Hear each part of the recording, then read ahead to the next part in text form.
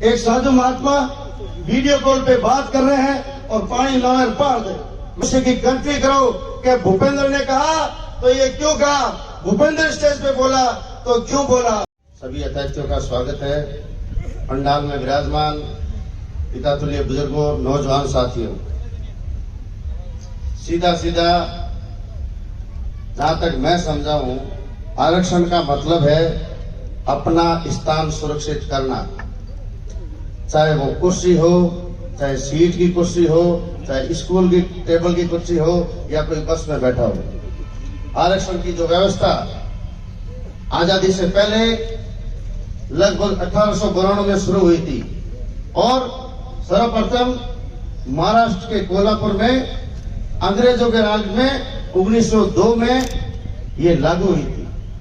आज विविधताओं का देश भारत विभिन्न तबकों, समाज, संप्रदाय, जातियों में बटा हुआ है और उसमें इतनी ऊंच नीच, भेदभाव ये सब देखा जाए और समाज में समझता और एकजुटता लाने के लिए आरक्षण की व्यवस्था की गई और वो भी जातिगत आरक्षण की व्यवस्था की गई।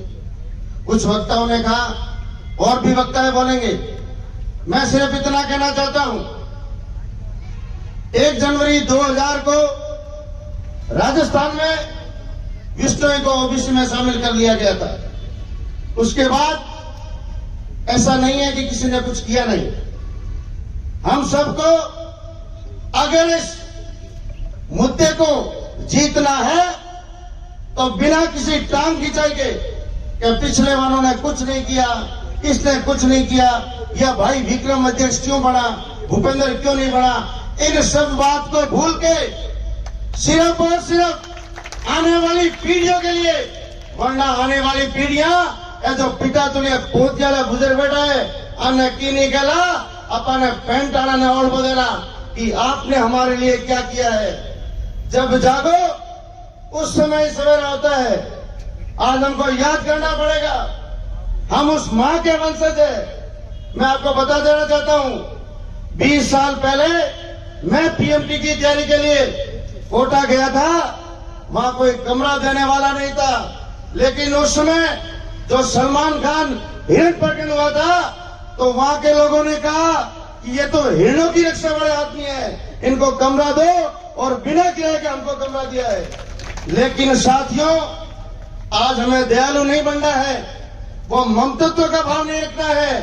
आज तो हमको महामर्ता का वो रूप, जब वो राजा का सिपाही वृक्ष काटने आया था तो महामर्ता ने कहा था, तू राजा रो नौकर है, मैं विष्णुरी बेटी हूँ।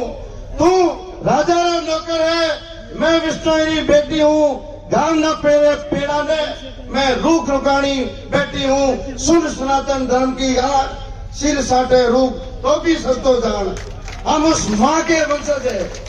आज बूढ़िया कीनी के है युवा समाज, मैं किसी को ओढ़ पाया, किसी को दुलारा नहीं दे रहा हूं, लेकिन सोशल मीडिया पे आरक्षण का दर्द उसको है। मेरे परिवार में आज मेरी एक बहू सीमा झानी आईआरएस है, उसके साथ की एक जाट लड़की आईएएस है। ये इतना फर्क आरक्षण से होता है। जो व्यक्ति सोशल मीडिया के पैरेलल एक व्हाट्सएप यूनिवर्सिटी चल रही है, जिसमें कोई बाहरी पढ़ो है या कोई बीए क्यूड़ो है, उसको आरक्षण से लेना देना नहीं है। वो सिर्फ और सिर्फ कैसे करके एक दूसरे की गलती करो कि भूपेंद्र ने कहा तो ये क्यों कहा, भूपेंद्र स्टेज पे बोला तो क्यों बोला। साथियों, आज युवा व्यक्ति को ये देखना पड़ेगा कि जितने भी संकट आते हैं, हम आदम के बेटे हैं, ये क्यों सोचे राह आसान होगी। हर संकट और संघर्ष का हल होगा, वो आज नहीं तो कल होगा, वो आज नहीं तो कल होगा। लेकिन इसके लिए हम सबको बुरा न माने, एक युवा और मन में मेरे पीड़ा है। काफी दिनों से सोच रहा था किस मंच पे कहूं, कब कहूं। जब तक समाज एकजुट नहीं है, हम अपने आप से बेईमानी कर रहे हैं। मेरा संत समाज से निवेदन है, पिता तुल्य बुजुर्गों, आप भी सुन रहे हो, आपके मन में भी शर्म रहता है, लेकिन कोई कह नहीं रहा है। कोई बोल रहा है, उसको आप उस पद से हटा रहे हो। कोई आपके पक्ष में लिख रहा है, आप उसको पद दे रहे हो। ये गलत है। समाज को एकजुट रहना पड़ेगा।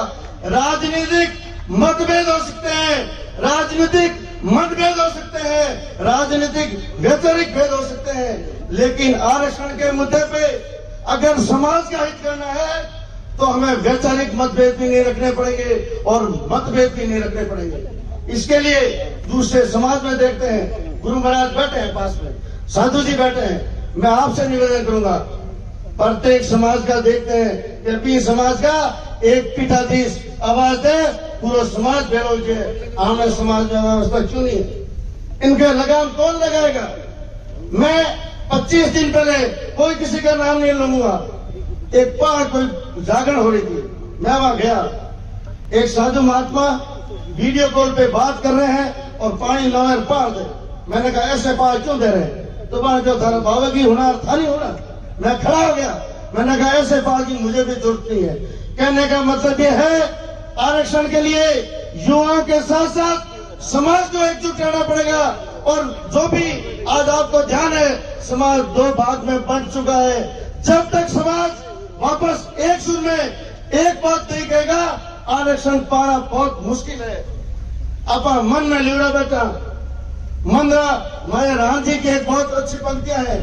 मंदरा लाडू खार कदई, मंदरा लाडू खार कदई, सुनियो ने कोई धाप्यो, उग्यो रूख हथेली ना भळ्यो कदई भळ्या प्यो, उग्यो रूख हथेली ना भळ्यो कदई भळ्या प्यो।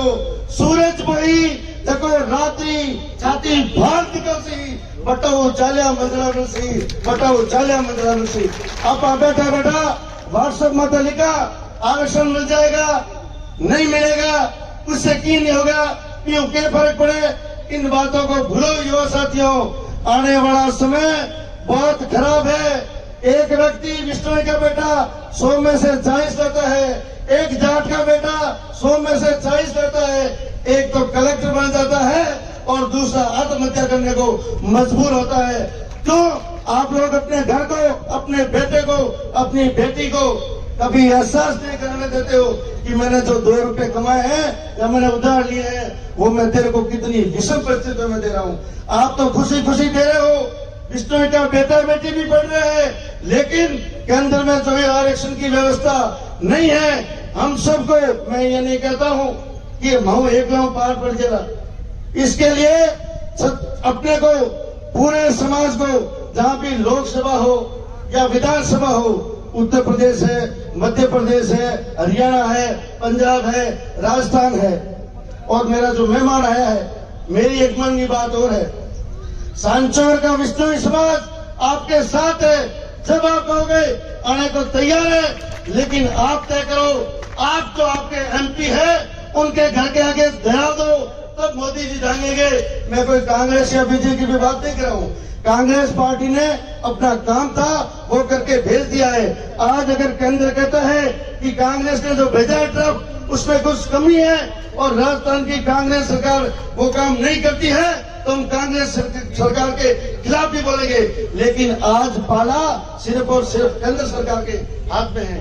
इसलिए सुनिश्चित करो, एकजुट रहो। और इसी एकजुटता में मैं भाई विक्रम को कहना चाहता हूँ कि जिस रास्ते पे चल रहे हैं उस पे चल पड़े, जिस रास्ते पे चल रहे उस पे चल पड़े।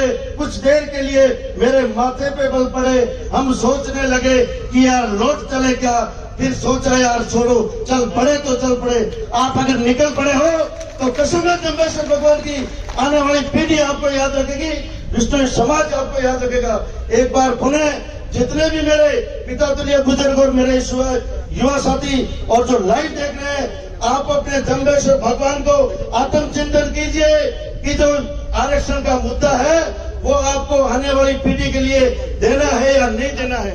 एक बात और मैं कहना भूल गया, आज जो आरक्षण की जब शुरुआत हुई तब हमारा पिता तुल्य बूढ़ियार बैठा हो स्कूल में ना थे क्या हो तो कि मेरे बेटो या बेटी स्कूल में जाए, अच्छी पढ़ाई करे और सरकारी नौकरी लागे। लेकिन भारत सरकार में उद्यमिता मतलब उद्योग और प्राइवेट सेक्टर की बहुत पहले कमी थी। सिर्फ और सिर्फ 10 जना बैठा है, 500 जना, 500 का 500 सरकारी नौकर लाग नहीं सके। इस वास्ते सरकारी नौकरी के साथ साथ में उनका बच्चों का जामन है, वहां भी उनका ध्यान दीजिए। एक बार पुनः मैं सांचौर के युवाओं की तरफ से भाई विक्रम को आश्वस्त करना चाहता हूं कि सांचौर के युवा तन मन और धन से जयपुर नहीं दिल्ली तक आपके साथ खड़े हैं और बिना कोई मन बैठ के आपके साथ खड़े हैं। बहुत बहुत धन्यवाद। मेरे शब्दों में कुछ गलती हुई है तो माफी चाहता हूं। जय हिंद, जय भारत।